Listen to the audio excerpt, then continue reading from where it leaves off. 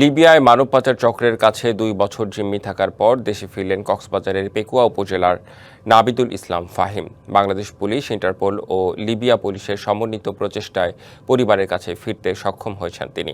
মঙ্গলবার ভোরে দেশে পৌঁছান নাবিদুল ইসলাম ফাহিম ওরফে বাপ্পু।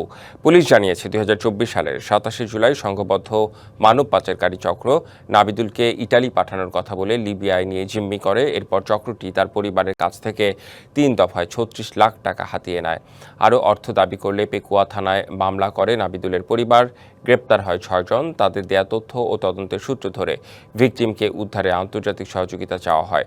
শনাক্ত হয় নাবিদুলের অবস্থান। 2 দেশের সংশ্লিষ্ট কর্তৃপক্ষের কূটনৈতিক ও আইনগত প্রক্রিয়া সম্পূর্ণ করে তাকে দেশে ফিরিয়ে আনা হয়েছে।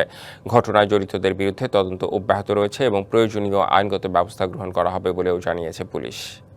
নগদ নিয়ে এলো হার না মানা হার অফার। সর্বনিম্ন 10,000 টাকা রেমিটেন্স নগদে পাঠালে থাকছে স্বর্ণের হার জেতার সুযোগ।